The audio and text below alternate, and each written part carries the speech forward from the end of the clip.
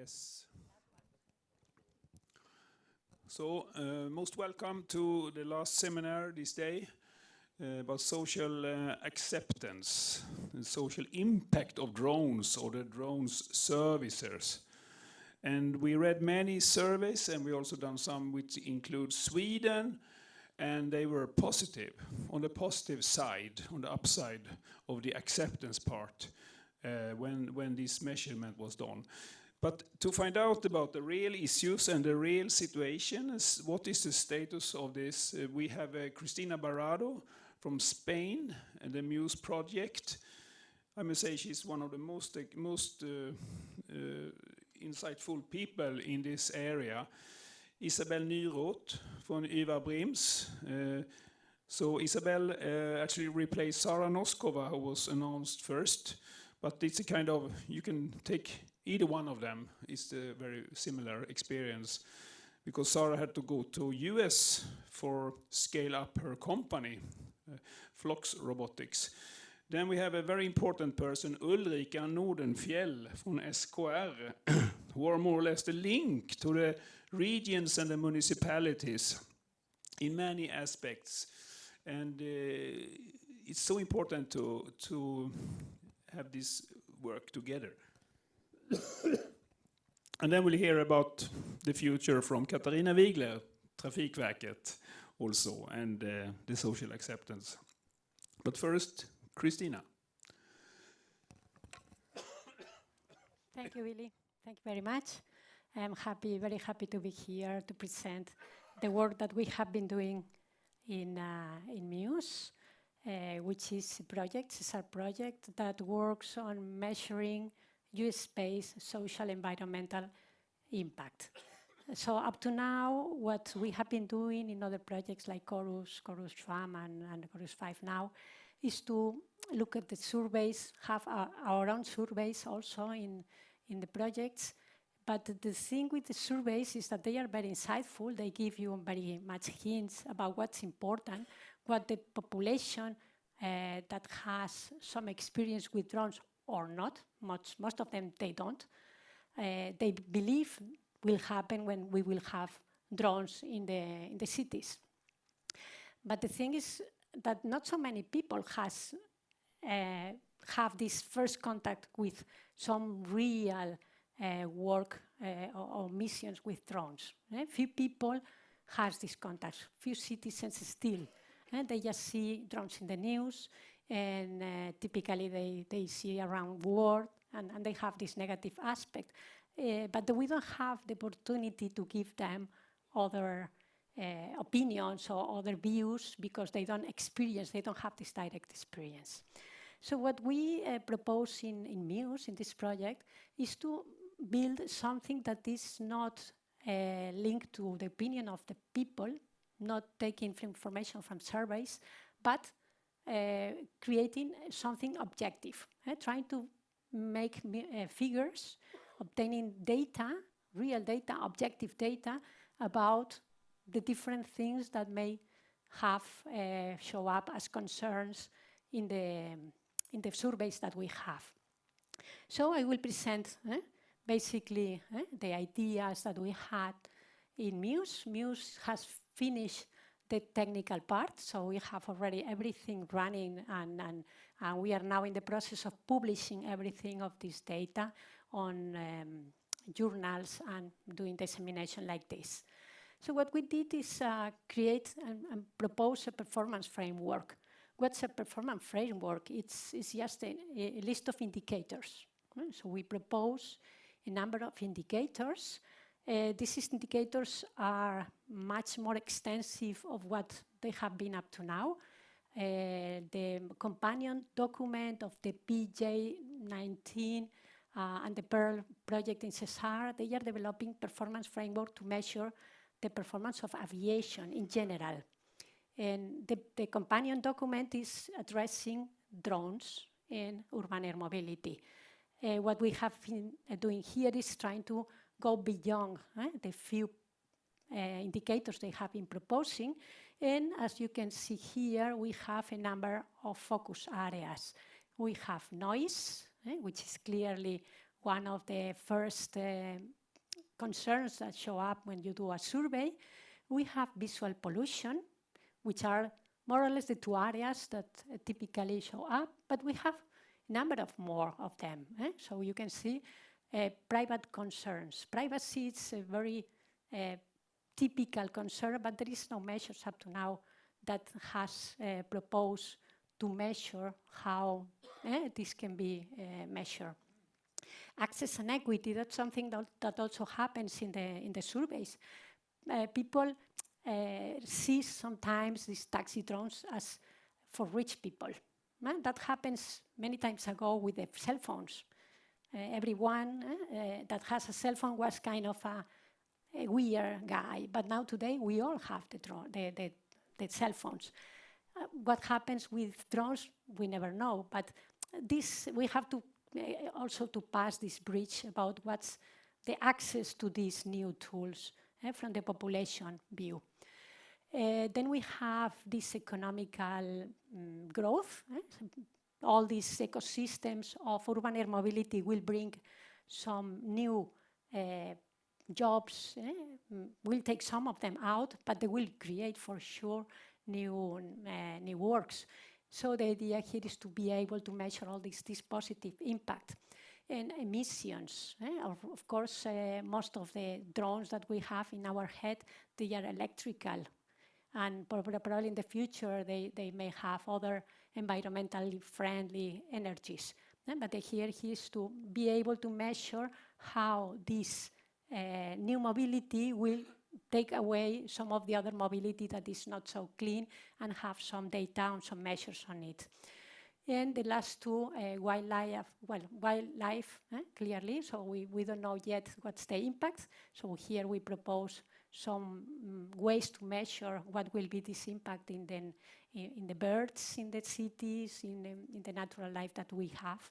And the security part, which is a very important part, specifically for airports and for some of the areas that are more how to say in English, sensitive, that's the word. The idea here is that all this performance framework, all these indicators, up to 38 indicators, that we have even extended after doing the first trials, is that they will provide some inputs to the city managers and the people that have to manage a US space to make decisions about which is the best structure of the airspace, which is the capacity, the number of drones, the number of traffic it's allowed. So give a tool so we can have some values to compare with before starting. And also, once we have some US space that has been set, we can provide some smart cities devices on the city to measure the actual values, yet not simulated, but the real ones. So that's the idea of the performance framework. The last thing I want to say about the performance framework is that we are worried about people. We are worried about citizens. So all these performance indicators, they are given in number of people that. So noise, how many people will impact by a noise higher than? Or in the access and equity, how many of the people that gets access to this noise or this visual pollution is young, old, women, men, so we can also make some cross-cutting areas to establish if there are some imbalance in this equation. And I will show you now, because we have proposed 8 focus areas, but we have simulated only 3 of them. And here you have some results. The first result that we have here is about noise. We have simulated what's the traffic of a US space that has been set in Madrid. The coordinator of the project is from Madrid. We have contacts with the municipalities, so we make some agreement of what could be a potential use space in Madrid for delivery. What I'm showing here is only for delivery. We have also hospitals, and we have also security operations. But these ones are addressing the the scale ones. When we are talking about deliveries, we are talking about hundreds of flights per day. In our simulations, we propose a traffic of up to 2,200, 2,500 of flights per day, because we put 5 different drone operators making deliveries around the city. And from the full city, we just study one part, in central part in the area. In this central part of Madrid, we have commercial areas, we have residential areas, and we have also some parks and green areas. And we try to simulate what the drone delivery will do. They will depart from this delivery center where they have the parcels to deliver.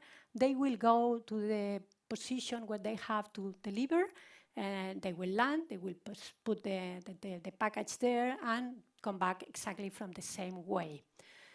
We have tested several structures of the airspace. They are not in this slide, but we have, this is a direct route, free route. We will have other options that can be tested and evaluated and compare one with each other.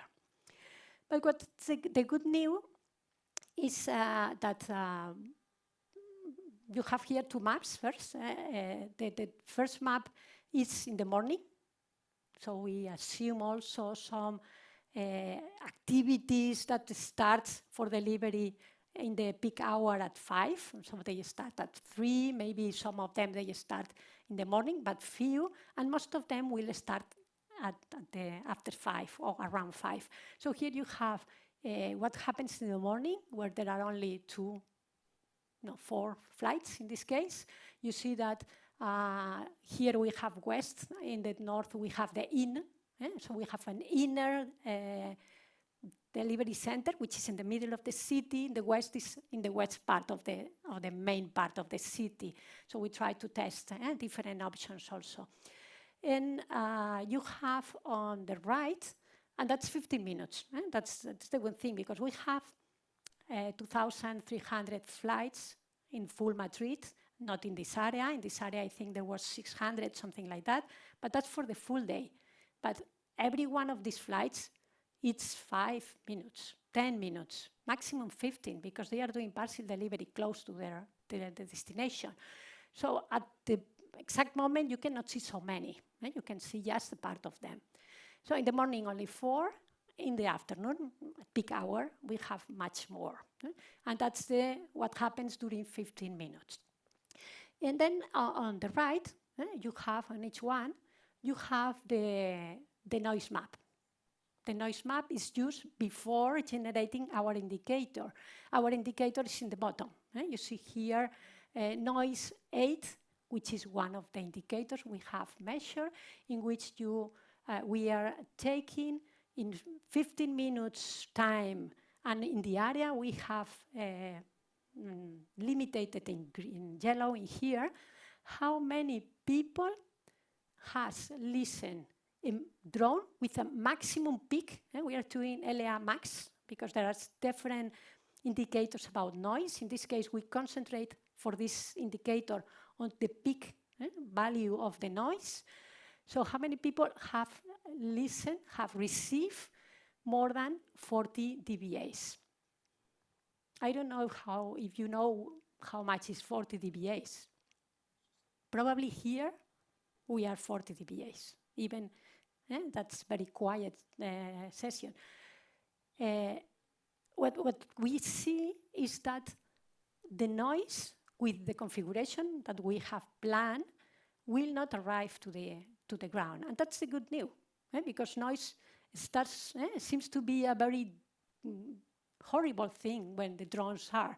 It's true that when you have the drone there, the drone noise is annoying because it's very high frequency. But because this high frequency is very high in energy, it also degrades very fast. And if you fly, in this case, above 45 meters, there is nothing in the ground. There is nothing, there is something. The highest, if you see the scale on the noise map, the highest is 18. So if we put there a limit of 40, the number of people will be 0. Depending on if you are in NO8 or in other NO. We have average, we can measure different values there. On the other side, if we go in the afternoon, if we look at the afternoon, then we see that the accumulation of events that happen on the air during the afternoon, and the number of flights, of course, they can reach higher values. But still, the number of values are always, or more, almost always, below 36 decibels in this case. So the good news is, okay, we are able to measure using a model, of course. This is some concept of operations. We assume how the drones will fly, and maybe the reality will be different. But we have something that makes sense, at least from our point of view and our experts in the advisory board. And the noise, we have a model to propagate noise, to generate noise. And the idea is that what you reach on the ground is not so high. So we are in the good news, as Billy was asking me. Then the second one is about visual pollution. The idea is the same. We have some flights in the morning, some flights in the afternoon, and then one of the visual pollutions that again counts people, it's taking into account two things. One, if there is a visual direct contact between the person on ground and the drone in the air, there is a visibility, then we count the concentration of the visual pollution as a function of the distance and the size of the drone. And then we accumulate that for all the people that is in the ground, which we have information from the cell phone companies. So using this dynamic population density, we are able to calculate how many people maybe are impacted by this visual pollution, because if they go up in the sky, they can see part of the drone. What's the proportion of the sky that is hidden because this small part of the drone? And again, here we have the visual pollution, where we are taking 60 seconds of always the time in which we are counting for this. And the area that we have defined with the green part, and we have the 42,000 people in the morning, where there are few flights. And if you go in the afternoon, the number of people is even less. Yes. So sometimes we think more flights will be worse, but it's not always true. Well, we have the last slide before I leave, some extra work that we have been doing on the access and equity. One of our indicators is about hospitals.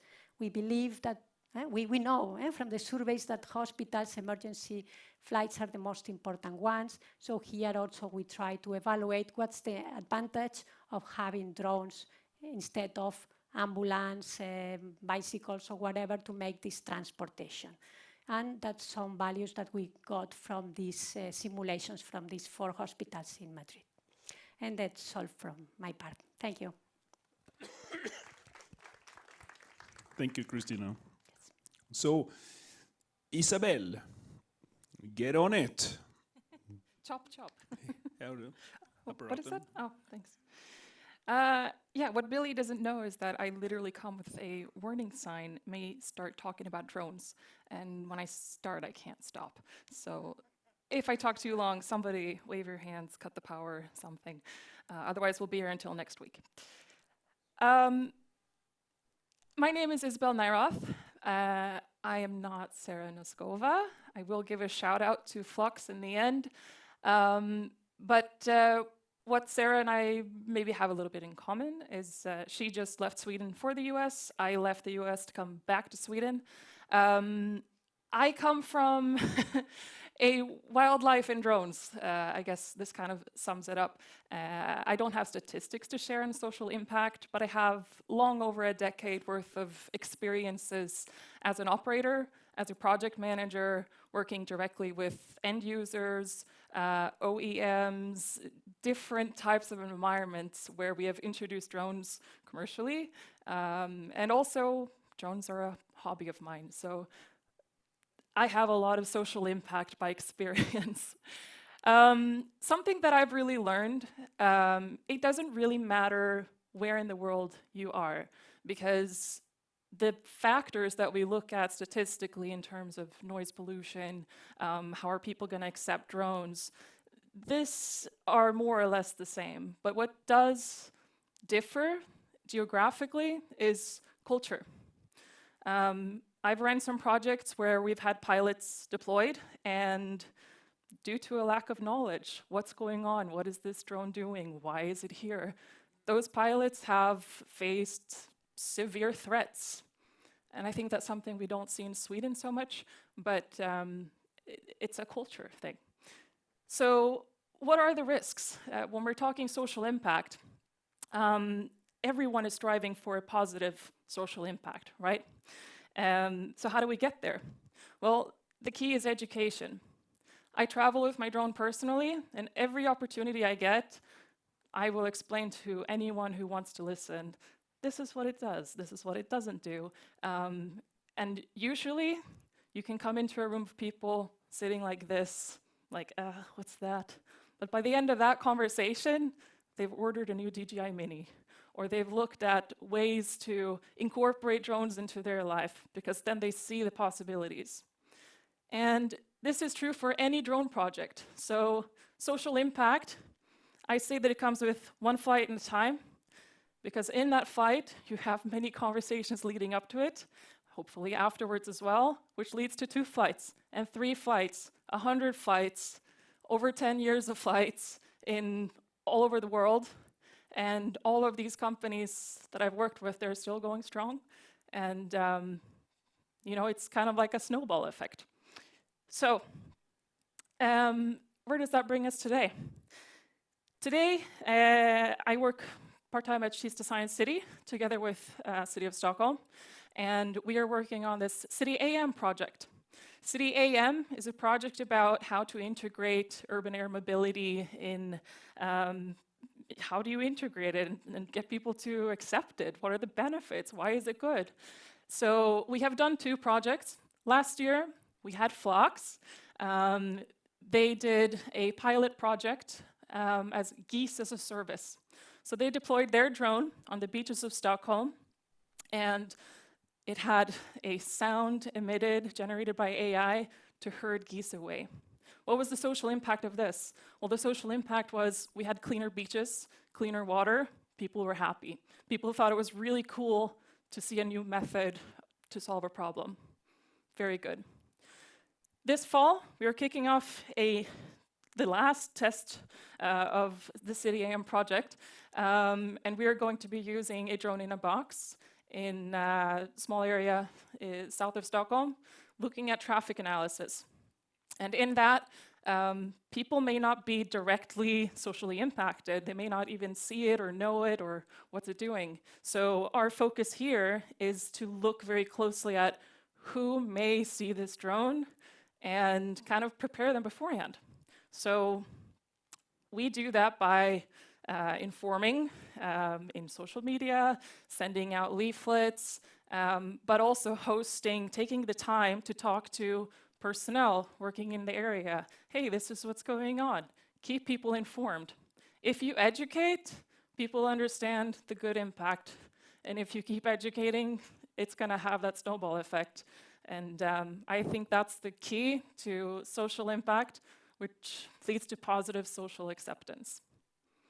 I will pass it on. Thank you. And then I invite Ulrika Nordenfjell from the SKR. Ulrika, municipalities and regions in Sweden, what is the readiness to start using drone service? Is there a problem with acceptance? What is the most sought after services? And what are the plans for the coming 3 years, if you have time? Yes, we'll see. Yes. And I will see if I answer your questions. You asked about the municipalities' readiness. Yes, you heard this morning about municipalities and regions using drones today, so that's not new. They use them in spatial planning. They use inspections for fire and rescue services, use drones. But there also a potential for transport of blood, transport of samples, transport of medicine and food. So this is a big area that the municipalities and regions can use. There are a major social benefit of the drone development. Municipalities and regions are not only stakeholders, they are also users and buyers of drones. Talk about efficiency, spatial planning efficiently, environmental areas to stop driving the car and instead driving in the air, better for better environment.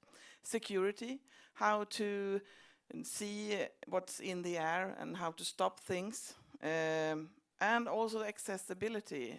In the future, I can see the public transport may be using eVTOLs to transport people from rural areas to more dense areas. But I can also see emerging. No, there was no picture. Didn't you get my picture? Oh, sorry. Then you have to picture it. There are emerging challenges, and if you picture now a city with houses, and you picture in the air, you see airplanes, you see helicopters, and you see drones. And this future, the airspace is connected to the ground much more than it has been. We have 42 airports in Sweden, and that's, of course, the planes land at the airports. But in the future, we will have drones, eVTOLs, land everywhere, and that's important to connect the airspace to the ground. You can think about you have maybe a vertiport where you land drones today. What happens if the municipality chooses to, we need to build a building here, a hospital or something? Then this vertiport will disappear. And then you have to change the planning on how to use drones because there are no place for the drones anymore. And maybe you have made a transport corridor over an area where there's no one living. That's very good because they don't disturb anyone. But what happens if the municipality plans a new housing area in this area where the drones is flying for a big company transporting things from point A to point B? Then the transport agency, what do? They ask the municipality, how do you think about this? But they don't listen. They still want to have this transport corridor over these buildings. Do you want to live there? No. So the question is, who decides how to plan the airspace together with the land? I think we have to resolve this conflict somehow. And earlier today, the gentleman from Dubai talked about sitting together, everyone that are stakeholders, and together plan how do you want to solve this. I think this is something we have to do in Sweden also.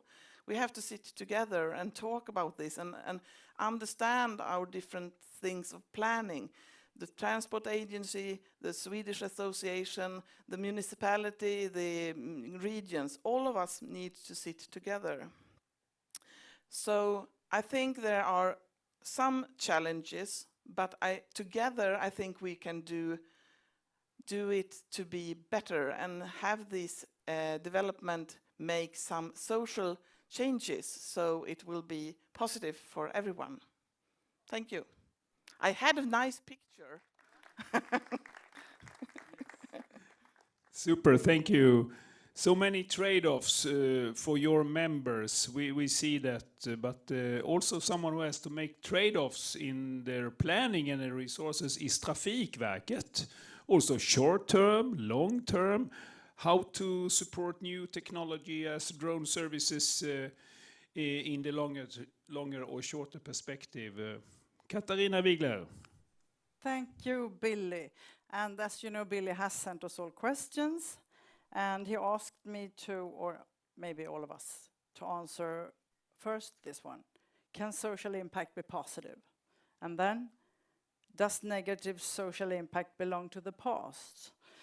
And he wants me, of course, to focus on what can we do as Trafikverket in order to push forward for the new air mobility. I'll try to be quick on this. Give me a heads up. Yeah, great. Okay, can it be positive? Of course it can. We have heard all of you talk about that today on several occasions and with different kind of solutions. And I think that this is a good way of showing what kind of challenges do we have and what can be solved.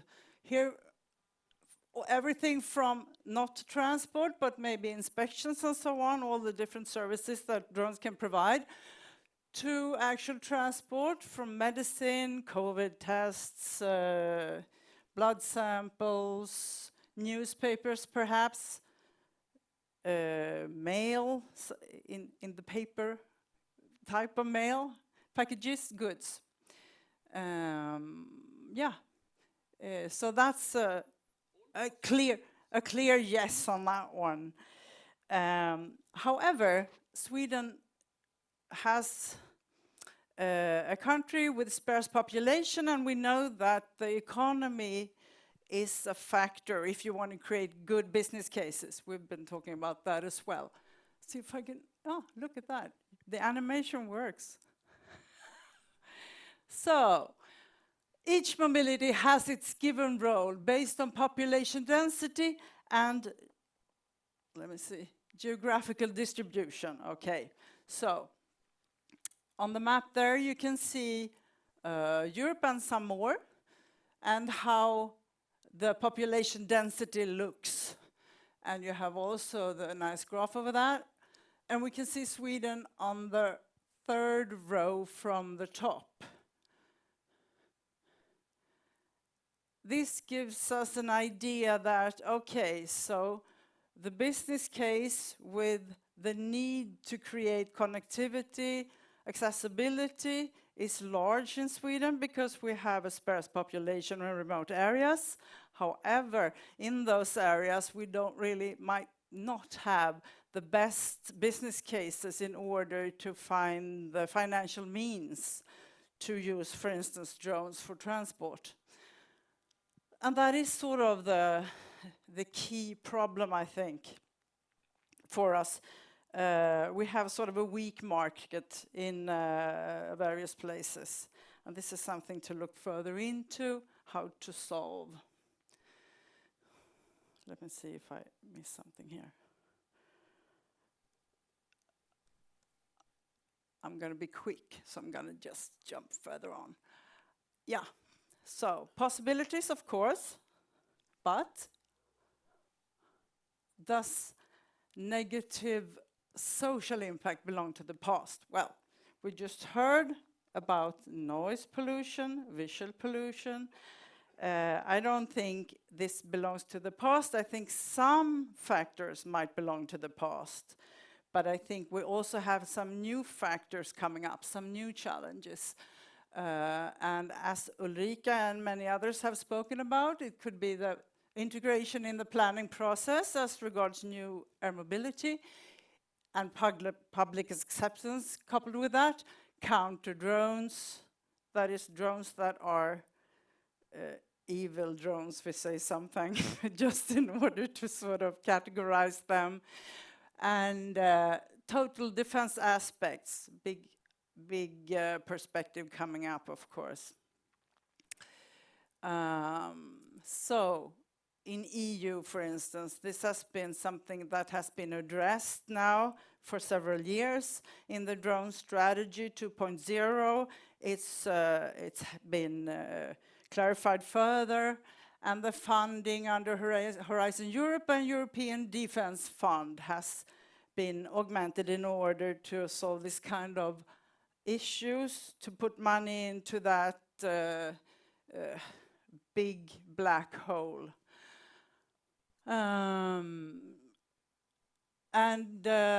What are we doing then?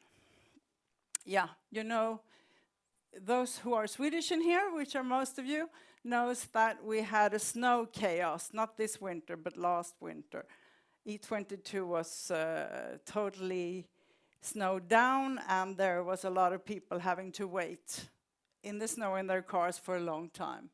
So this is one of the area where we try to find new solutions in order to solve this, and drones can be a part of that solution. Infrastructure management, better situational awareness, situational pictures. More people have talked about that today. Sjöräddningssällskapet, for instance. Management and protection of objects, skyddsobjekt. Now, Trafikverket has a lot of those, which comes with the territory of managing infrastructure, but we have other skyddsobjekt in Sweden as well, of course, and the drones and the counter drones can be both a solution and a problem coupled with that. So these are some of the short-term actions we're doing today, and long-term actions, that's actually where you come in more, because then we're talking about building knowledge through funding and participation in R&I projects. We have a table, as you know, in the other room, and you can find some information about our funding there and our FOI plan, as it's called in Swedish. And we want you to look at what we can provide and see if there are needs that you can contact us with and maybe apply for money for projects. We constantly build knowledge through dialogue and investigations, and in the latest papers and procedures for the development, the long-term development of the infrastructure system, we have, of course, included drones and drones needs. Alrighty, so the planning process integration, that's some of the topics that Ulrika was talking a lot about. This is a very important part of actually getting enough of room and space in Sweden for drone activities and the improvement of the services that drones can provide. So we have a lot of questions for you, and we want you to contact us and tell us what you think. How should new air mobility be integrated? How can we collaborate? How can we collaborate more closely in spatial planning? We address certain things, areas today, like how much resources are needed. Please think about it, contact us and let us know what you need. How much does new air mobility contribute? Do you have an idea? Do you want to look into it? Do you want to make analysis? Will the broader general public benefit? I mean, some will benefit, but will all benefit, etc. This conversation can be continued after the minister is already in place, so we should be there in 4 minutes in the event room. Thank you so very much. But Katarina, you will meet at TV FOI-dagar, 30th of September, and other people. So please come in here and we give the speakers a hand. Thank you very much. And take the opportunity to come and talk during the breaks. But now we have to rush over to the event room to hear the Minister of Infrastructure. Thank you.